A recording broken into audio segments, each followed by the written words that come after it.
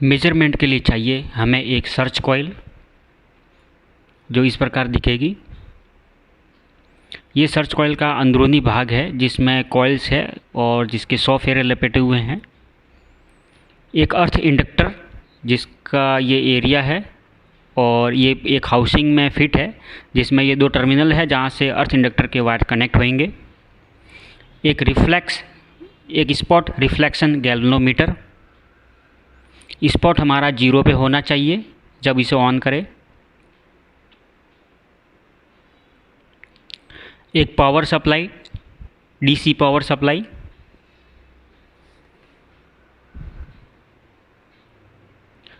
एक एमीटर। एक रियोस्टेट जो एम्पियर कंट्रोल करने में काम आएगा और एक इलेक्ट्रोमैग्नेट। ये इलेक्ट्रोमैग्नेट के नॉर्थ और साउथ पोल हैं। सर्किट का कनेक्शन मैनुअल में इस तरीके से दिया हुआ है। इलेक्ट्रोमैग्नेट, बैटरी तथा एमीटर तीनों ही सीरीज़ क्रम में जुड़े हुए हैं रियोस्टेट के साथ, तथा सर्च कॉइल, अर्थ इंडक्टर और स्पॉट रिफ्लेक्शन गैल्वेनोमीटर भी सीरीज़ में जुड़े हुए हैं। सीरीज़ में कनेक्शन हमारा इस तरीके से जुड़ा हुआ है जिसमें इलेक्ट्रोमैग्नेट, रियोस्टेट, एमीटर और पावर सप्लाई है। अब पावर सप्लाई को ऑन कर देते हैं ताकि इलेक्ट्रोमैग्नेट में मैग्नेटिक फील्ड बने। धारा के निश्चित मान के लिए हम प्राइमरी कॉइल में करंट फ्लो करते हैं ताकि इलेक्ट्रोमैग्नेट में मैग्नेटिक फील्ड जनरेट हुए। अब हम सर्च कॉइल को भी श्रेणी क्रम में अर्थ इंडक्टर और स्पॉट रिफ्लेक्स गैल्वेनोमीटर के साथ जोड़ देते हैं।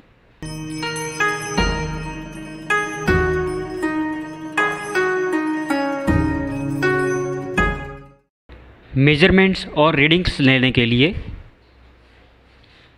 हम सर्च कॉइल को इलेक्ट्रोमैग्नेट के पोल्स के बीच में स्थिर रखते हैं तथा उसे अचानक हटा लेते हैं।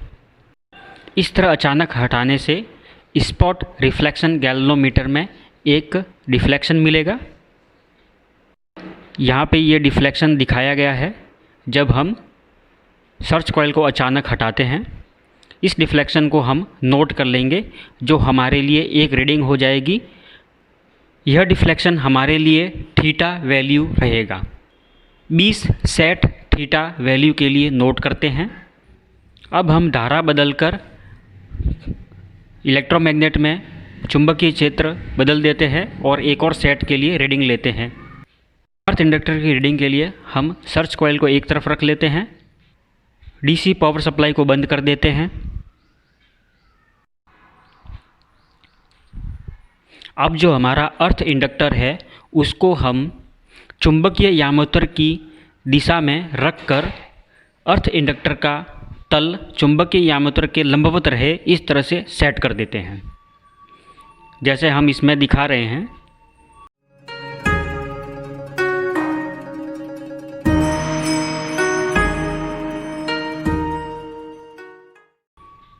चुंबकीय यामोत्तर ज्ञात करने के लिए हम एक कंपास बॉक्स का उपयोग ले लेंगे।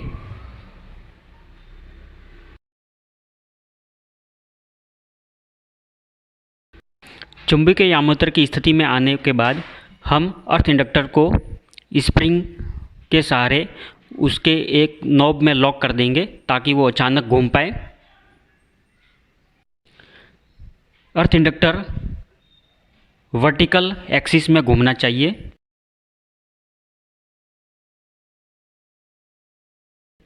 ये बटन दबाने पर यह अचानक घूमेगा। पृथ्वी के चुंबकीय क्षेत्र में अचानक घूमने से स्पॉट गैल्वेनोमीटर में एक डिफ्लेक्शन देगा। यह डिफ्लेक्शन हमारे लिए थीटा डैश रहेगा। इस तरह से हम 10-20 रीडिंग थीटा डैश के लिए ले लेते हैं तथा इनका माध्य निकालेंगे।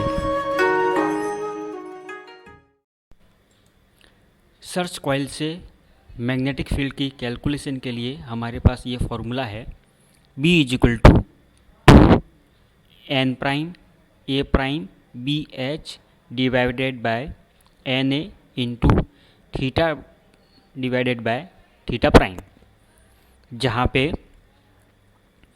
n प्राइम अर्थ इंडक्टर में फेरों की संख्या है, ए प्राइम अर्थ इंडक्टर का क्षेत्रफल है, जिसमें फेरों की संख्या हमारे पास 1000 है, और अर्थ इंडक्टर का क्षेत्रफल 5.625 इंटू 10⁻³ मीटर स्क्वायर है। एन हमारे सर्च कॉइल में फेरों की संख्या है जो कि 100 है। ए सर्च कॉइल का क्षेत्रफल है जो कि 5.91 सेंटीमीटर स्क्वायर है। बी एच हमारे पृथ्वी का चुंबकीय क्षेत्रफल की तीव्रता है जो कि 0.33 into 10⁻⁴ weber per metre square है। रीडिंग लेने के बाद हमारे पास रीडिंग का जो सेट है वो इस तरह से मिला।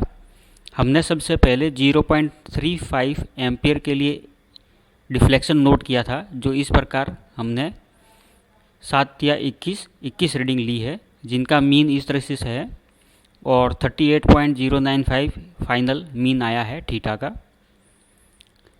I बराबर 0.2 एम्पियर के लिए हमने एक और सेट लिया था, जिसके लिए इस तरह से हमारे पास रीडिंग आई है और इनका मीन है 31.143। इन दोनों करंट की एम्पियर के लिए हमारे पास मैग्नेटिक फील्ड की दो वैल्यू कैलकुलेट की जाएगी।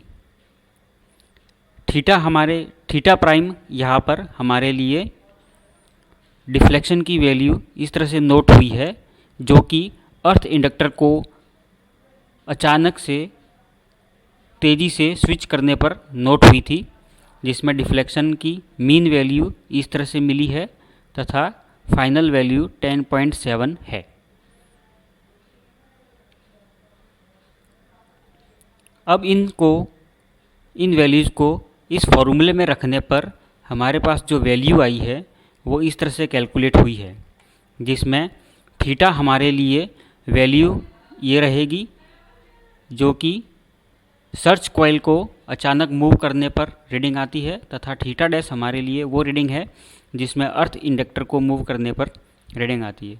इस फॉर्मूले में वैल्यू रखने पर हमारे पास मैग्नेटिक फील्ड की दो वैल्यू आती है, जिसमें 0.35 एम्पियर के लिए 2.24 into 10⁻² weber per metre square, तथा 0.2 एम्पियर के लिए मैग्नेटिक फील्ड की वैल्यू हमारे पास 1.83 into 10⁻² weber per metre square मिलती है।